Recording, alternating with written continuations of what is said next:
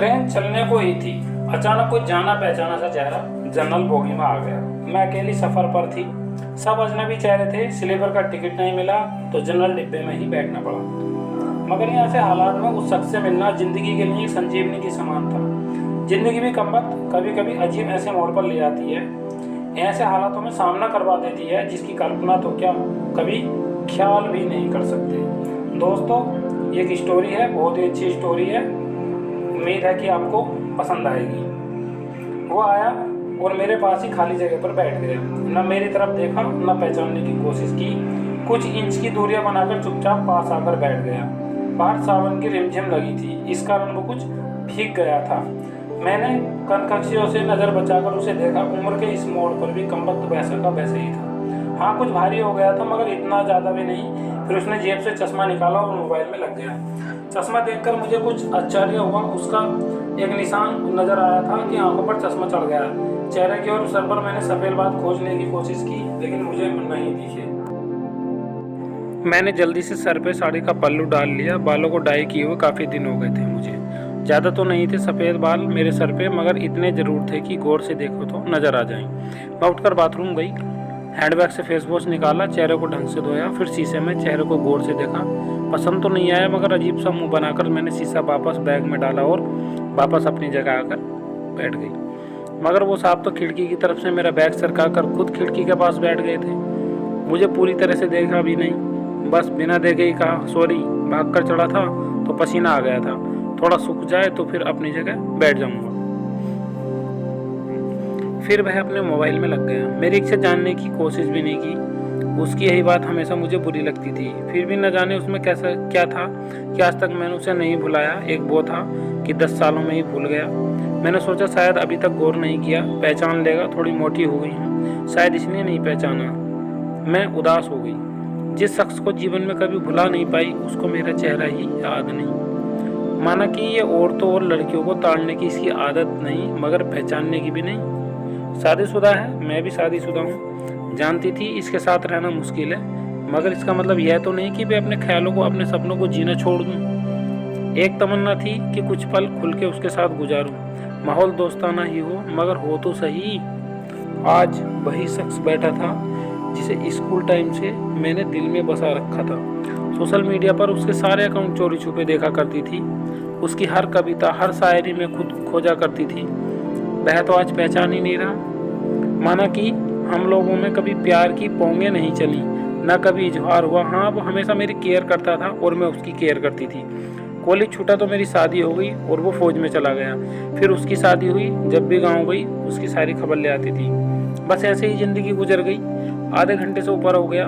वो आराम से खिड़की के पास बैठा मोबाइल में लगा था। देखना तो दूर, चेहरा भी ऊपर नहीं किया। कभी मोबाइल में देखती, कभी उसकी तरफ। सोशल मीडिया पर उसके अकाउंट खोलकर देखे, तस्वीर मिलाई, वही था, पक्का वही, कोई शक नहीं था। वैसे भी हम महिलाएं पहचानने में कभी धोखा नहीं खा सकती। 20 साल बाद भी सिर्फ आंखों से पहचान लें। फिर और कुछ वक्त गुजरा, माहौल वैसा का वैसा था। मैं बस पहलू बदलती रही। दोस्तों, बहुत ही इंटरेस्टिंग स्टोरी है। पसंद आए तो कमेंट कर देना और चैनल को सब्सक्राइब जरूर कर लेना, ताकि ऐसी कहानी आपको रेगुलर मिल सके। आगे देखिए इस कहानी में क्या होता है। फिर अचानक टीटी आ गया। सबसे टिकट पूछ रहा था। मैंने अपना टिकट दिखा दिया। उसने पूछा तो कहा नहीं है। टीटी बोला फाइन लगेगा। मैं बोला लगा दो। टीटी कहाँ का टिकट बनाऊं? उसने जल्दी से जवाब नहीं दिया, मेरी तरफ देखने लगा। मैं कुछ समझे नहीं। उसने मेरे हाथ में थमी टिकट को गौर से देखा, फिर टीटी से बोला कानपुर। टीटी ने कानपुर की टिकट बनाकर दी और पैसे लेकर चला गया। वह फिर से मोबाइल में तल्लीन हो गया। आखिर मुझसे रहा नहीं गया। मैंने पूछ ही लिया, कानपुर में कहाँ रहते हो? तो आगे देखिए उसने क्या जवाब दिया। वह मोबाइल में नजरें गड़ाए हुए बोला कहीं नहीं। वह चुप हो गया तो मैं फिर बोली किसी काम से जा रहे हो? वह बोला हाँ। अब मैं चुप हो गई। वह अजनबी की तरह बात कर रहा था और अजनबी से कैसे पूछ लूं किस काम से जा रहे हो। कुछ देर चुप रहने के बाद मैंने पूछ ही लिया, शायद वहाँ आप नौकरी करते हो? उसने कहा नहीं। मैंने फिर हिम्मत करके पूछा तो किसी से मिलने जा रहे हो? वही संक्षिप्त उत्तर, नहीं।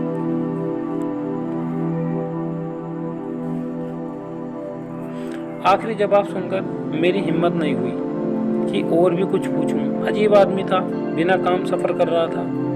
मैं मुंह फेर कर अपने मोबाइल में लग गई। कुछ देर बाद खुद ही बोला, ये भी पूछ लो क्यों जा रहा हूँ कानपुर। मेरे मुंह से जल्दी में निकला, बताओ क्यों जा रहे हो। फिर अपने ही उतावलेपन पर मुझे शर्म सी आ गई। उसने थोड़ा सा मुस्कुराते हुए कहा, एक पुरानी दोस्त मिल गई जो आज अकेले सफ़र पर जा रही थी। फौजी आदमी हूँ, सुरक्षा करना मेरा कर्तव्य है, अकेले कैसे जाने देता, इसलिए उसे कानपुर तक छोड़ने जा रहा हूँ। इतना सुनकर मेरा दिल जोर से धड़का और नॉर्मल नहीं रह सकी मैं। देखिए वो फौजी कौन था, आगे इस कहानी में हम पता करेंगे। बहुत ही इंटरेस्टिंग स्टोरी है। तो देखिए आगे क्या होता है। मगर मन के भावों को दबाते हुए असफल प्रयत्न करते हुए मैंने हिम्मत करके पूछा, कहाँ है वो दोस्त। कमबख्त फिर मुस्कुराता हुआ बोला, यहीं मेरे पास बैठी है ना। इतना सुनकर मेरे सब कुछ समझ में आ गया कि क्यों उसने टिकट नहीं लिया, क्योंकि वो उसे पता नहीं था कि मैं कहाँ जा रही हूँ। सिर्फ और सिर्फ मेरे लिए दिल्ली से कानपुर का सफ़र कर रहा था। जानकर इतनी खुशी मिली कि आंखों में आंसू आ गए। दिल के भीतर एक गोला सा बना और फट गया। परिणाम में आंखें तो भीग नहीं थी। बोला, रो क्यों रही हो। बस इतना ही कह पाई, तुम मर्द हो, नहीं समझ सकते। मैं बोला, क्योंकि थोड़ा बहुत लिख लेता हूँ, इसलिए कवि और लेखक भी हूँ, सब समझ सकता हूँ। मैंने खुद को संभालते हुए कहा, शुक्रिया मुझे पहचानने के लिए और मेरे लिए इतना टाइम निकालने के लिए। मैं बोला, प्लेटफॉर्म पर अकेली घूम रही थी, कोई साथ नहीं देखा तो आना पड़ा। कल रक्षाबंधन था, इसलिए बहुत भीड़ है। तुमको यूँ अकेले सफ़र नहीं करना चाहिए। क्या करती, उनको छुट्टी नहीं मिल रही थी और भाई यहाँ दिल्ली आकर बस गए। राखी बांधने तो आना ही था, मैंने मजबूरी बताई। देखिए वो एक बहुत ही पुराना दोस्त था, उसको देखो कैसे कैसे मिलता है और कैसे कैसे इस कहानी में वह एक अजीब तरीका का इत्तेफाक होता है कि वो अचानक से मिल जाते हैं। आगे देखिए, ऐसे भाइयों को राखी बांधने आई हो जिनको ये भी फिक्र नहीं बहन इतना लंबा सफ़र अकेले कैसे करेगी। भाई शादी के बाद भाई नहीं रहे ही नहीं, भाभीयों के हो गए, मम्मी पापा रहे नहीं, कहकर मैं उदास हो गई। मैं फिर बोला, तो पति को समझना चाहिए, उनकी बहुत बिजी लाइफ है, मैं ज़्यादा डिस्टर्ब नहीं करती और आजकल इतना खतरा नहीं है, कर लेती हूँ मैं अकेले सफ़र। तुम अपनी सुनाओ, कैसे हो। अच्छा हूँ, कट रही है ज़िंदगी। मेरी याद आती थी क्या, मैंने हिम्मत करके पूछा। वो चुप हो गया।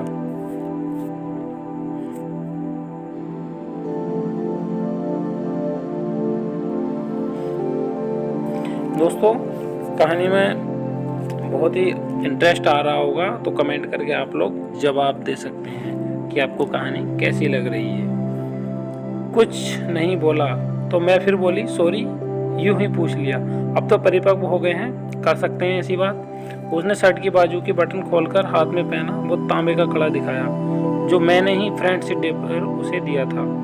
बोला, याद तो नहीं आती पर कम वक्त ये तेरी याद दिला देता था।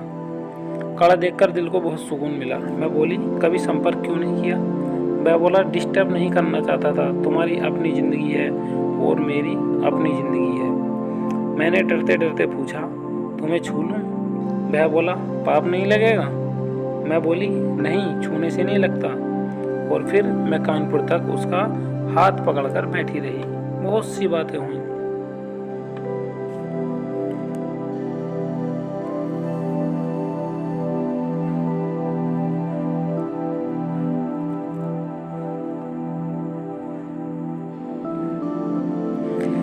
जिंदगी का एक ऐसा यादगार दिन था जिसे आखिरी सांस तक नहीं भुला पाऊंगी।